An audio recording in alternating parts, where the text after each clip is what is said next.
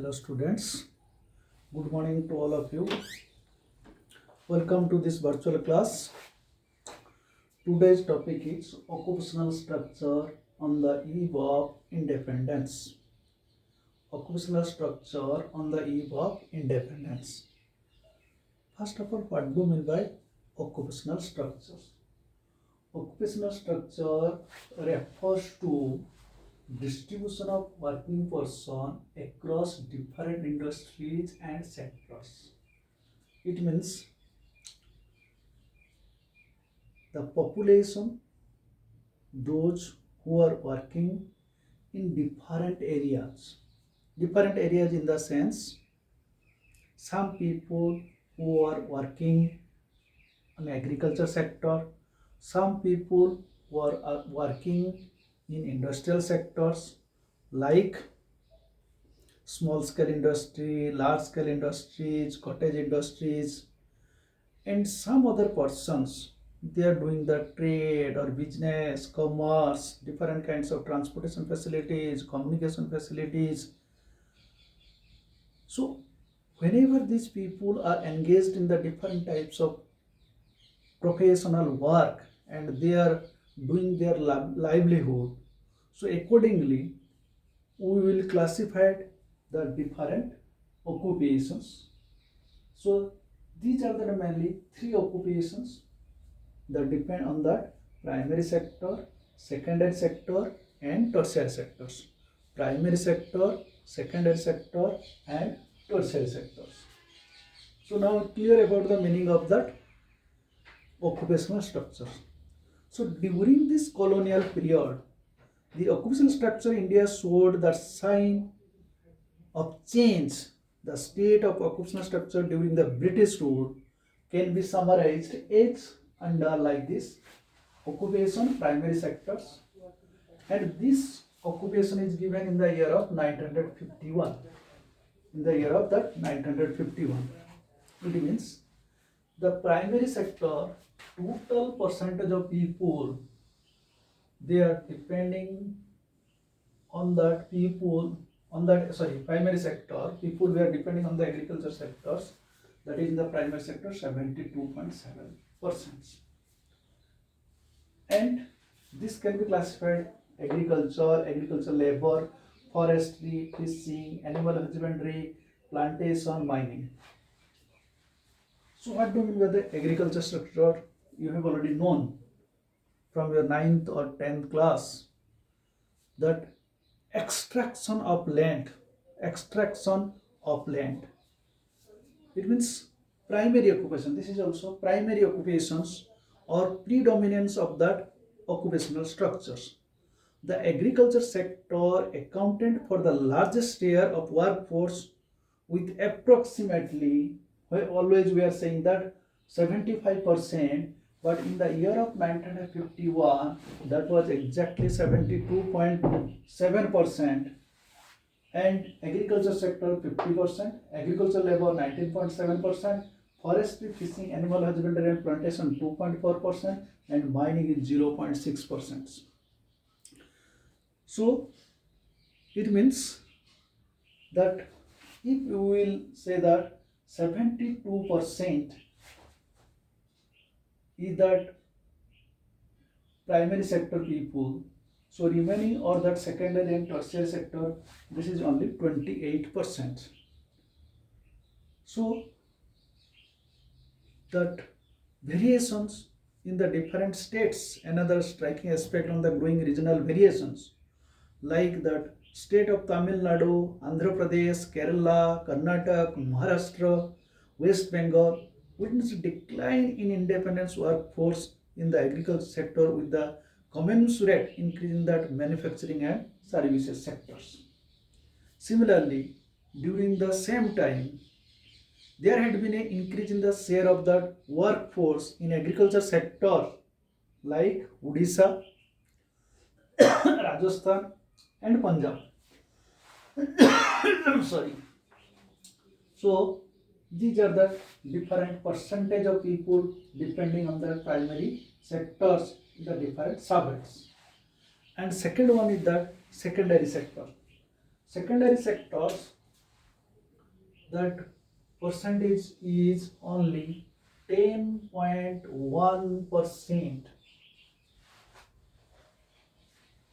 Only 10.1%.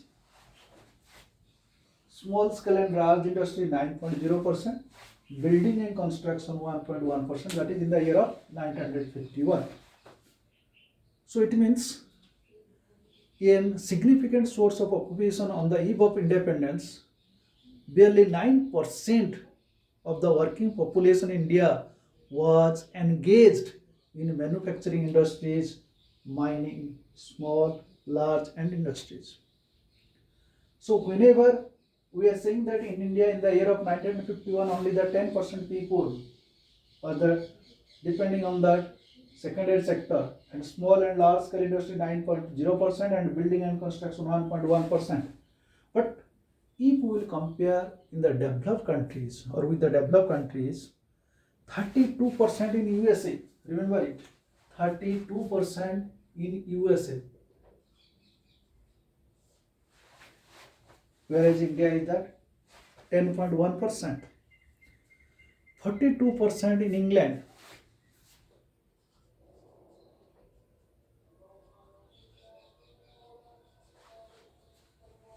if we will compare 10.1% India, 32% USA, and 42% England, and 39%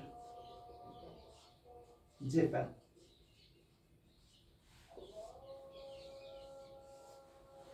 So how much we were backward in case of secondary sector, imagine yourself. And third one is the tertiary sectors. Third one, that is the tertiary sector, which is the only 17.2% tertiary sectors. Among the subheads, trade and commerce 5.2%, transport, storage, communication 1.4%, and others is 10.6%. So 72%, 10.1%, 72%.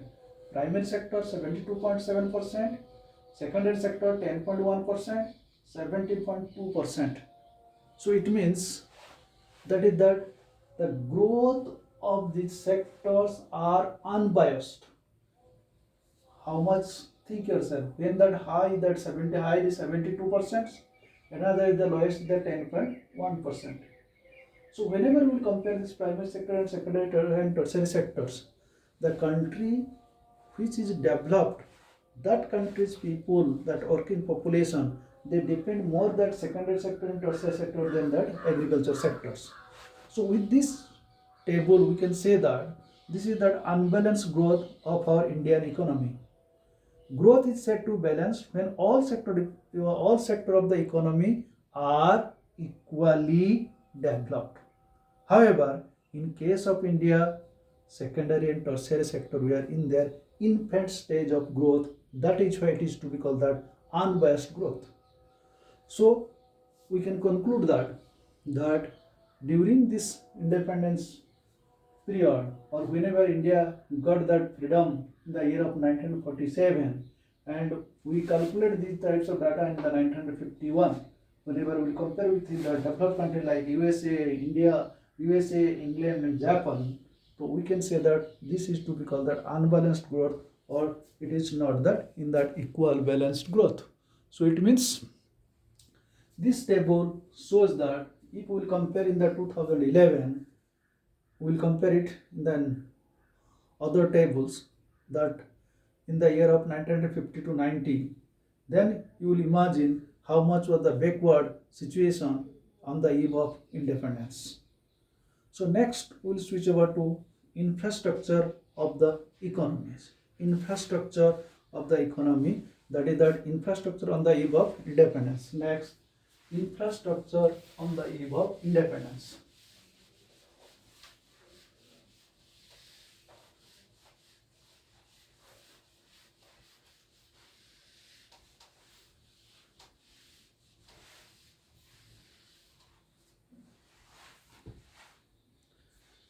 infrastructure on the eve of independence.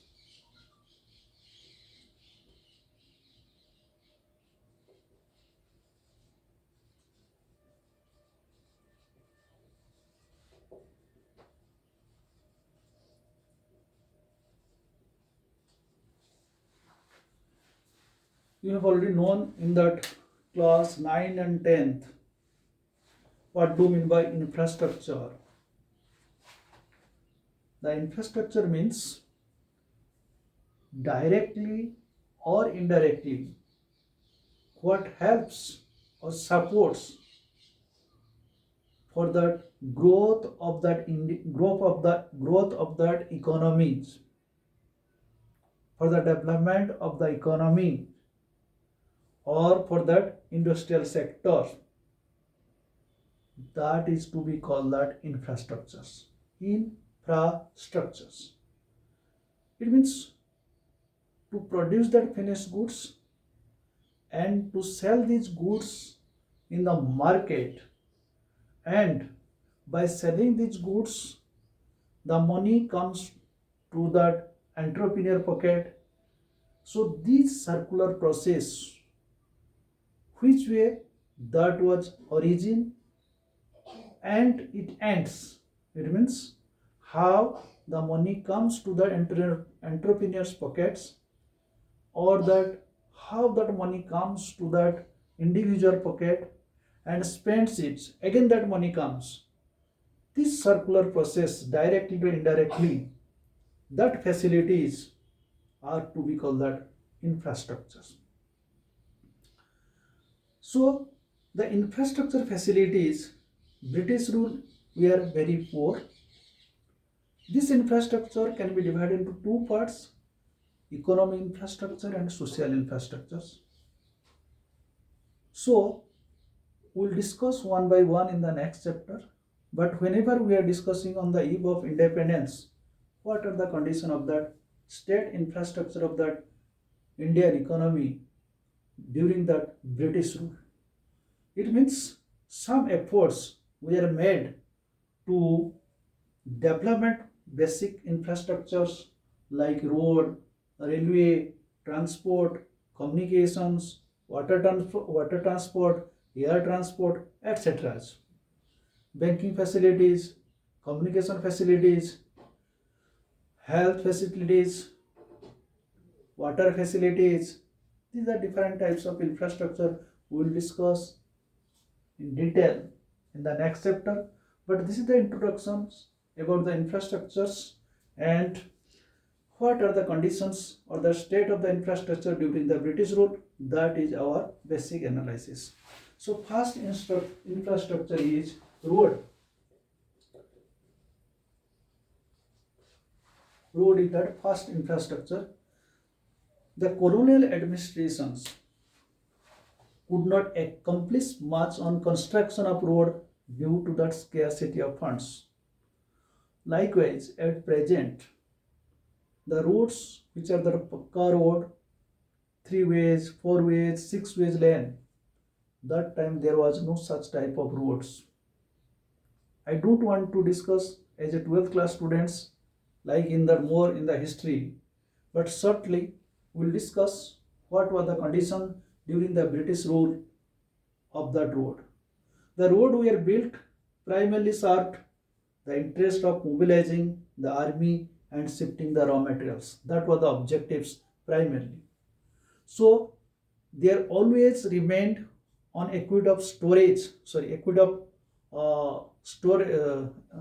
of water, shortage of all weather facilities. Like in the rainy seasons, the people that time they were not moving from one place to another place. So in the rural areas, there was the Kacha road, and the people during the rainy season they were not able to move from one place to another place. As a result of people living in these areas suffered badly during the natural calamities or famines. It means whenever there was a drought due to the transportation facilities, the goods could not reach one place to another place. So that lot of people were dying at that time.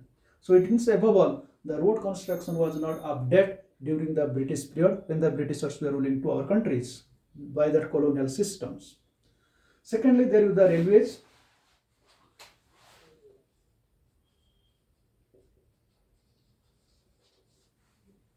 Railways, you have already known, I think in the year of 1853, that railway line was constructed in the year of 1850, and 1853 Mumbai to Thane, and the person who was in the train Maharani Victoria, 1853, remember it. So the bridge was made in the year of 1854. So the most important contribution of the British rule was introducing the railways in India. These contributions, railways, not for the benefit of the Indian people, but their objective was that to carry on that natural resources from India to their own country, as well as that any kinds of emergency comes, they can shift their army from one place to another place. That is why they introduced the railway, or British introduced the railway in the year of 1853. So the railways affected the structure of the Indian economy in the two important ways. Railways enable the people undertake the long distance travels. It broke the geographical and cultural barriers and the promoted the national integrations. And secondly, it enhanced the commercialization of Indian agriculture, which adversely affected the comparative self-sufficiency of the village economies in India. So railway was also promoted for that foreign trade during the British rule. It benefited to the Britishers more than the Indians. The construction of railways led to huge economic losses to the Indian economy, because the Britishers made that railway line by the efforts of that Indian peoples, because Indian people were exploiting more and more, but they were not getting their remuneration properly. So by exploiting the Indian people, they made that railways. So roads and railways, then is that air transport or water transports. You have already known air and water transport. Air and water transport. So it will be laugh to for ourselves about that air transport. British government took measures for developing the water and air transport. However, the development was far from satisfactory. Today's, which we are looking at air transport facilities, that time, that types of facilities, this type of facilities was not available. Indian waterways proved to be uneconomical, as in the case of the coast canal on the Orissa coast. This canal was built at a huge cost, but it failed to compete with the railways, and finally canal had to be abandoned, to give up. It means above all we can say that the air transport and water transport was not successfully by that Britishers period or during that colonial systems. And last one, that fourth one, which is the communications. Communication facility, that is that Britishers, they introduced that telegram facilities. Post and telegraph were the most popular means of communication. The telegram, which is closed now, but that was introduced during the British periods. The introduction of the expensive system of electric telegraph in India served the purpose of maintaining the law and orders, because they were interested to rule that country, India. So that to pass that law and order, they introduced that telegraphs.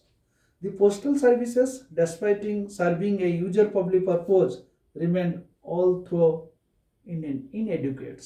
That was not sufficient as per the demand of the peoples, either Indian people or the foreigner peoples or the British peoples. So reason for infrastructure development was that the routes were built for mobilizing the army within the India, for the drawing of raw materials from countryside to the nearest railway station, or port to send these to England or other lucrative foreign destinations. The sole aim is to carry on that raw materials and transportation facilities, that is to carry on that their army force from one place to another place in India. That is why they used, or that Britishers used these roads facilities, transportation facilities. Similarly, although railway was introduced during the British periods, railways were developed by the Britishers mainly in the three regions. Number one, to have effective control and administration over that vast Indian territory. It means their aim was to rule over that country like India, so that they introduced railways in such a way that effective control and administration over that Indian territory. That is why they introduced the railways, and that railways which was made by that Indian people, not that effort of that Britain peoples.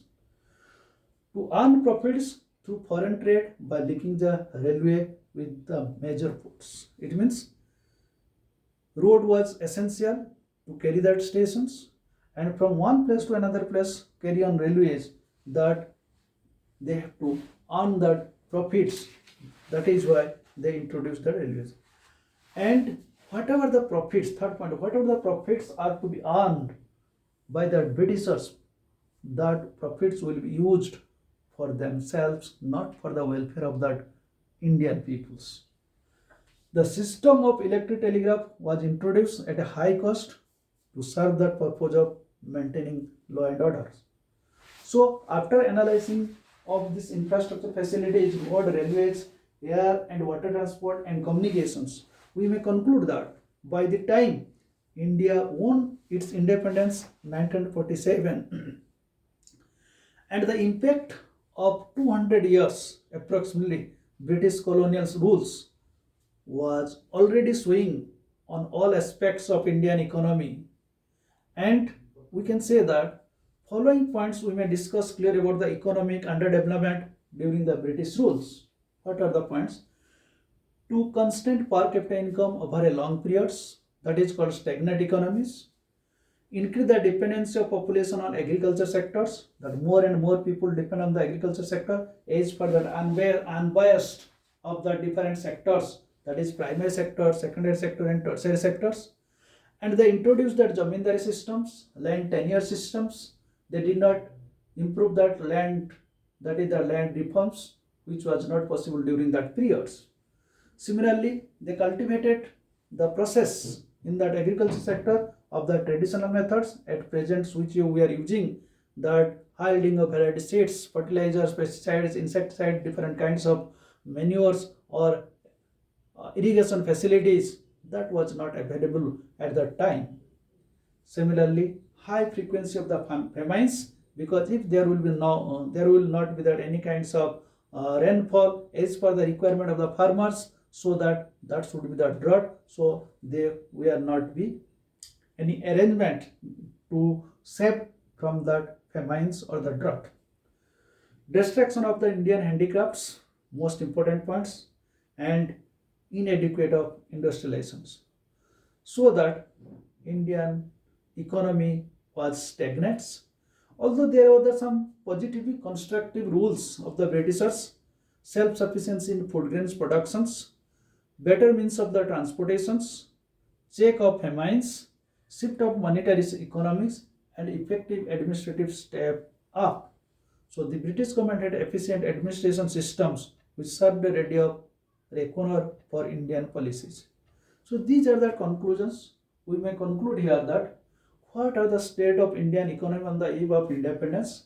Colonial economy, self-feudal economy, stagnant economies, colonial economy, self-feudal economy, stagnant economy, and backward economy. These are that feedback we can say that from these first chapters. So what did we discuss?